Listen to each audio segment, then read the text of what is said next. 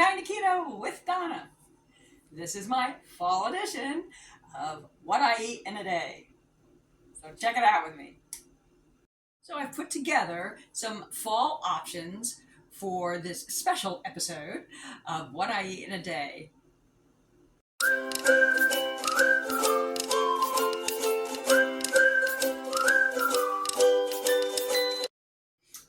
Fall, my favorite time of year. Is it your favorite time of year? Leave me in the comments. Let me know. What is it about fall that you like? So I had to break out my pumpkin latte body spray, and I found at Aldi's a pumpkin patch Febreze. Yay. It was the last one. I picked up some new pumpkin spice socks, and of course, several cans of pumpkin. So I'm going to show you what I'm going to do with some of this pumpkin. I decided to try to make an easy version of the pumpkin spice latte. I don't need espresso. I don't know how to make espresso, so I'm just going to use regular coffee. I don't care. I can make it a little bit stronger. I just want to get the traditional flavor. I'm going to do it in a NutriBullet. I've got some unsweetened almond milk. The vanilla would be better, but I didn't have that on hand. I'm going to brew some regular coffee, get some pumpkin puree, some pumpkin spice, and a little Swerves confectioner's sweetener, and I think that's going to make a lovely morning beverage. I need 4 ounces of brewed coffee. So while that's brewing, I'm going to go ahead and mix everything else up. So I've got the 1/3 cup of the almond milk, only 1 tablespoon of the pumpkin. I've got half a teaspoon. Never had too much pumpkin spice. Half a teaspoon of the pumpkin spice. This is almost done. I have a backup of heavy whipping cream, but let's see how much I get out of here. This is 2 tablespoons. Perfect. Close enough. Okay, a little vanilla extract, 1 teaspoon. I'm so excited. I've never done this before. I'm always looking for new pumpkin type of recipes, and this is just awesome. Hopefully, ran out of tablespoons. All right, so the confectioner's sugar. I imagine you can use the granular Swerve. Here's tablespoon number 2. You got a hot coffee in there, so that would melt okay, and you're going to blend it up, so I think you can use regular granular too. And that's it. I'm going to mix all that up together. Now this, you just throw the coffee in and then zap it a little bit. So that's what I'm going to do. It shouldn't have to be rocket science. I did get my 4 ounces. Throw that in there. Do another mixie.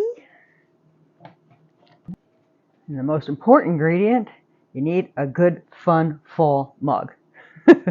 So I broke out my fall mug. I'm going to go to the microwave and zap it. Hey, coffee out of the microwave.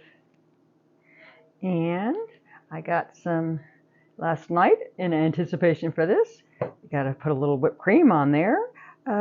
It's easy to make your own whipped cream, but I don't use very much of it, and very rare. So to make a batch and then how long it's going to stay in the fridge, it's just easier to buy this. Technically keto friendly, and it does have sucralose in there, 0 carbs. So I got to throw a little of that on there. Whee! And my pumpkin pie spice you could sprinkle on. But for some reason I threw away my little shaker part of it because I used so much of it. So I have a little ground nutmeg I was going to throw on there. There we go. And there is my lovely first pumpkin spice latte. And my first try.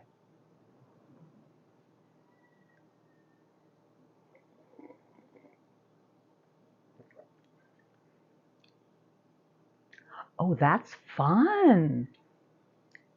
Oh, that's great. And you save yourself a bunch of money not going to Starbucks, save yourself a bunch of sugar, a bunch of carbs, and it wasn't hard to do. What, I don't know, 5 minutes? I got the stuff together while the coffee was brewing, zap, squirt, enjoy.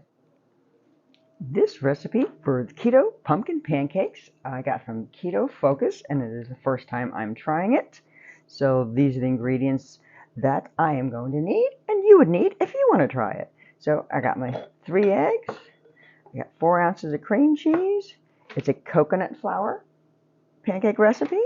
Of course, your wonderful pumpkin, some baking powder, some pumpkin pie spice, a little sweetener of your choice.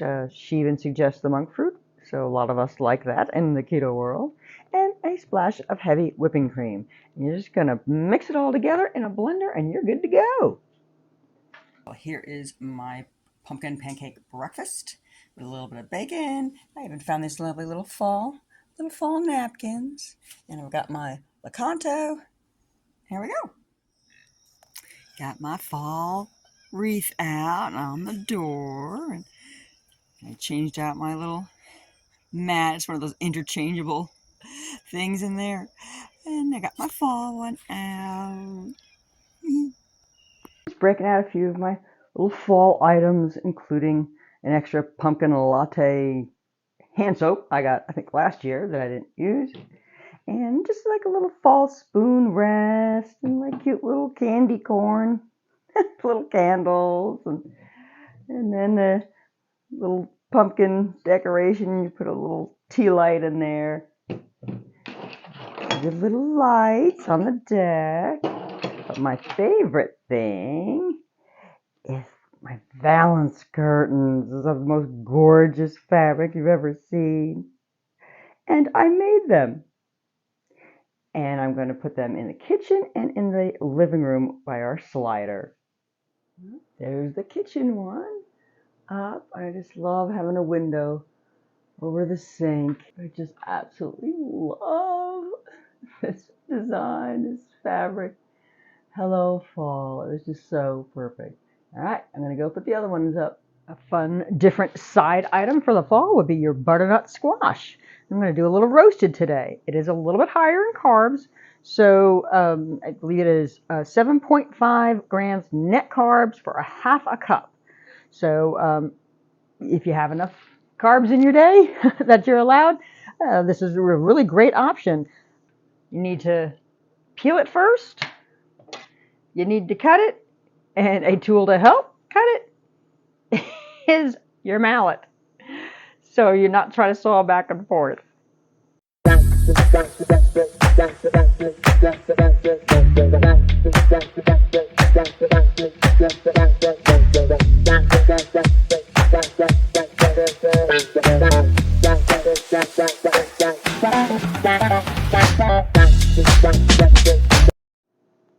And I'm going to pair this squash, all cut up into bite-sized chunks, with a nice pork tenderloin that we're going to roast. I just thought the pork would go really good with that. Okay, to our cubed butternut squash. It's really easy to put together. We're just going to start by putting a little bit of olive oil in there. Do avocado or olive oil. And about 2 tablespoons, just so some of the spices have something to cling on to. So 2 tablespoons of that, and toss it first.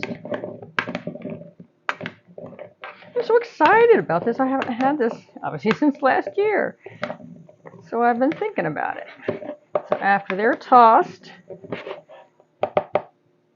then we're just going to throw in a couple of spices. We've got some cinnamon, about a teaspoon. It's really going to give it that fall flavor. And instead of brown sugar, basically this is the same recipe as a non-keto version.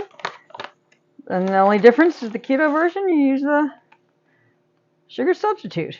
It's supposed to be 2 tablespoons. Again, use what you like. If you want to start cutting down a little bit on some of the sugars, here, that's 1.5. So we'll do that. And then just some salt and pepper. I was afraid of salting too much. And a little bit of pepper. I see some black. There we go. And toss that together. And then I'm going to get a baking sheet and put some foil on it. Okay. And then we're going to put it in the oven. It's actually a pretty high temperature. It's 425 degrees for 20 minutes. We're going to kind of toss it up, flip them over, and another 15 minutes. Well, this is something we've not had in a while, so I'm very excited. The butternut squash came out really good. So, fork tender. So that's good. And we got our lovely little pork. That's dinner. And to top off my fall menu, I'm going to have the last little bits of my little pumpkin bars with the chocolate chips that I made. And I also made a video on that, so I will leave a link to that. And I'm going to top it off with some lovely cinnamon apple spice herbal tea. And with this, I don't even need any sweetener. It's just fine by itself. My bars are cut in half because I had brought some of them to work and I cut them a half head of time. But a serving size is actually two of those halves, so it's actually a pretty good size for a serving size. And that's it. Well, I hope you enjoyed that and gave you a couple of options there to broaden your horizons and have something a little bit different for the different time of year. If you like the video, give it a thumbs up. And if you like this type of content, please subscribe for more. Until next time, bye.